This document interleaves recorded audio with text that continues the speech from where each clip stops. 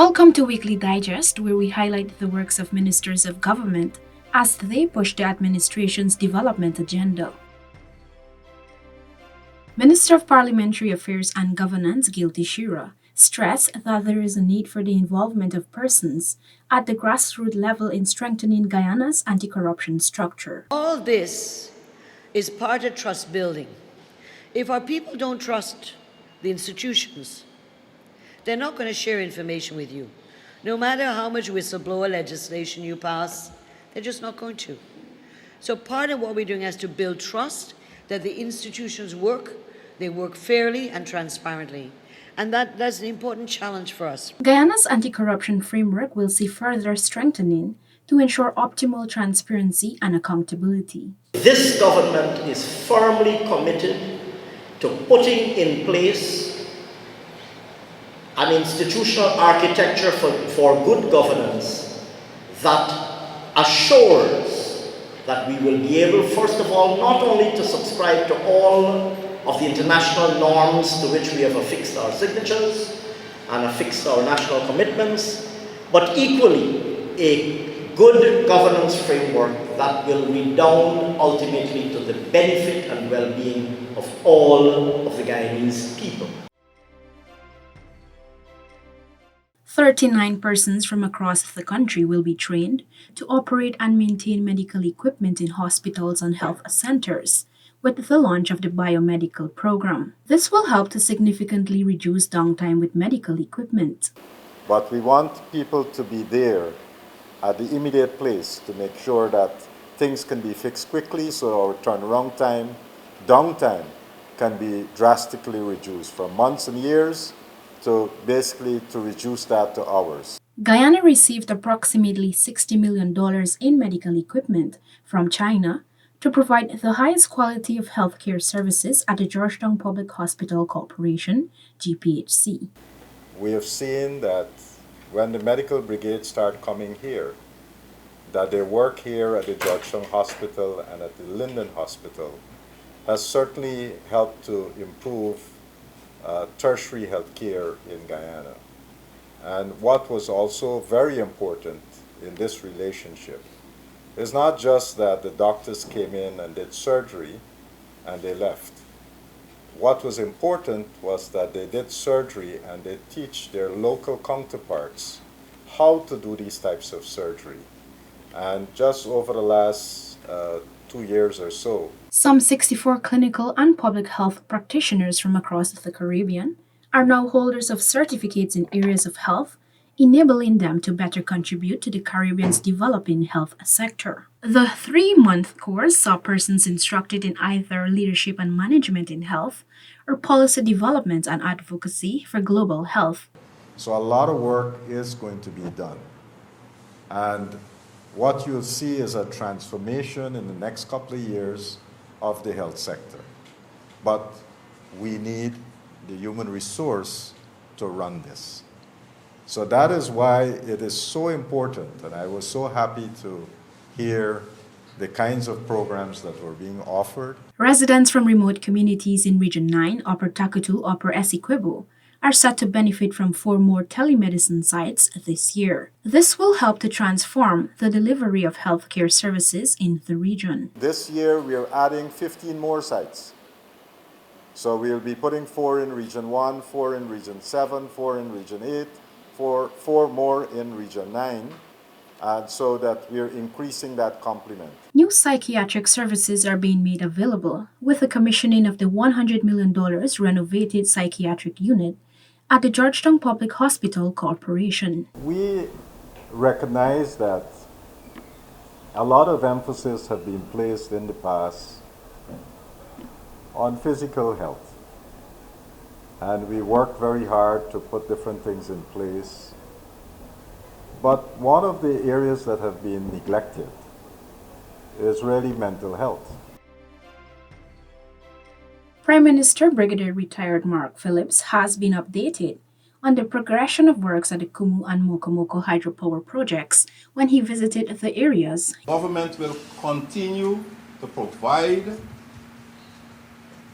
projects and programs to train people how to utilize what is given to you to better your lives, to better prepare your children, right, for life in Guyana. Caribbean states like Trinidad and Tobago, Barbados, and Antigua and Barbuda have heightened interest in Guyana's fresh agricultural produce. We are working now and meeting with them to stop or to remove, so to speak, remove all the non-tariff barriers that used to cause our produce not to go into the market. So we have to work with the farmers. There are enough markets out there for our farmers' produce to go there. And we will work with you to find markets. Farmers of Anns Grove, East Coast, Demerara, and surrounding communities will soon benefit from agricultural inputs and other support to enhance production. We have the high-value crops. You know that the president will set up a company now where young people is managing. And we can work with the young people in your community to realize the dream, both in the high-value crops and in livestock production. So let's form that team and work together to develop the agriculture sector. Hundreds of Region 2 residents took the opportunity to sign up for scholarships that are being offered through the Guyana Online Academy of Learning Goal Scholarship Initiative. It is much more than that. It is you investing in yourself so that you can be, one, proud of yourself, two, you are able to earn an income and by gaining a skill or an academic certificate, and three, that you would be part and parcel of the transformation of your country. Because Guyana has been, since 2020, and even before then, we had a setback for 5 years, but we are moving again, and we want to be able to have our people transform along with the infrastructural changes and so on that the country will be seeing. This is not just about oil and gas, it's about sustainability of our country and ensuring that our country progress and our people progress to a standard of modernization, to a standard of to a level of comfort that we all know that we want. So development is key, and if we don't have our people trained in specific areas, we can't have development like we want it, right? So these scholarship programs is what will get you, maybe it will be the first step for some of you, or maybe it will be a next step for some of you. But whatever it is, I don't want you to let this opportunity pass you by. The Demerara Harbor Bridge Corporation on Friday received a self-loader machine and a power barge for operational efficiency. It will decrease the amount of downtime on the bridge. I'm extremely pleased to join the corporation this morning in what we are witnessing is the enhancement of their capability to get things done at a faster rate, to respond in a more timely manner. 5 persons residing in the community of Agricola, East Bank, Demerara, have been awarded some $23.2 million in contracts to execute drainage works in the community. This is following a commitment made by His Excellency Dr. Mohammed Irfan Ali during a community engagement in February. I want each contractor to ensure that you all do the work properly, give your business and your name a good one, treat the workers them fairly, give them a fair wage. Residents of the hinterland and riverine communities will continue to get better access to treated water, as an $18 million pat drill compressor and mud pump has been commissioned. The drill has the capacity to dig wells up to 600 feet. First well will be drilled at Silver Hill along the Linden Soosdijk Highway. Then this rig here will move into the Essequibo, Pomeroon River, where we will be drilling about 6 wells. Government has pledged to address long-standing land ownership and other housing-related matters in Anns Grove, East Coast, Demerara. The persons in that community is ready, well then we will work with them, because there's always been claim of ancestors' land. I know the people who occupy there are willing, but then there are others who have different claims. Once that is sorted out and once there is a clear path that we can clear for this to happen, it will proceed with the assistance of the AG. 20,000 residents from Diamond to Prospect on the east bank of the Marara will soon benefit from an improved level of water service with the drilling of an existing well at 6th Avenue Diamond to a further 60 feet. So what we're asking is for the residents to bear with us until we can bring this well back into operation. It was a good producing well.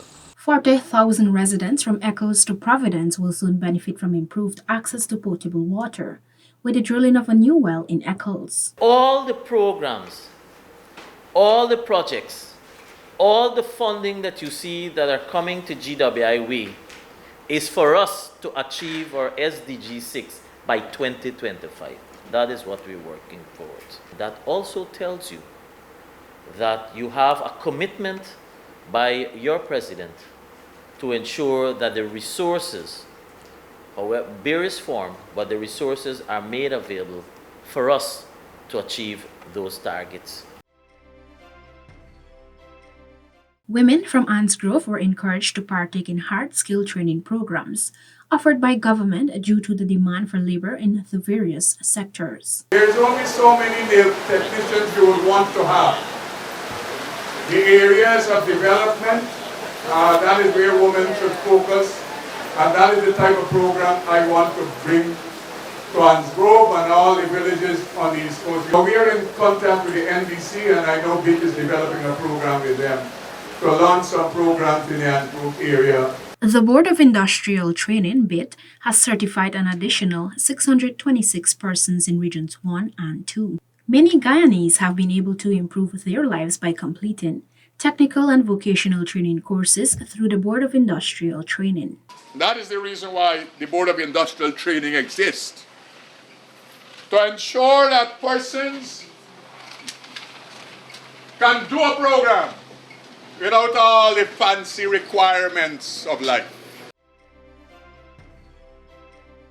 The technological opportunities offered by the Ministry of Human Services and Social Security has since helped the 200 women to prepare for We Lift 3. From We Lift 1 to 3, we would have launched within that time the WIN app. So that's a platform where we would have seen 800 women already register on. We are going to be launching a very, very exciting thing on the opening day of We Lift 3, where women will have another opportunity handed to them free of cost. The vision going forward is to ensure that we have more women trained in niche areas where they can fill voids that exist in their communities, more consortiums set up. 25% of the 4,000 women who have received training through the Women's Innovation and Investment Network WIN initiative have been able to establish their own businesses. And we've been training women in business. So that does not mean a talk shop. They have to have a business plan at the end of it. They also have to register their business. This brings us to the end of this edition of Weekly Digest. For these and other government-related information, do log on to our website dpi.gov.gy and our social media platforms as well. Goodbye.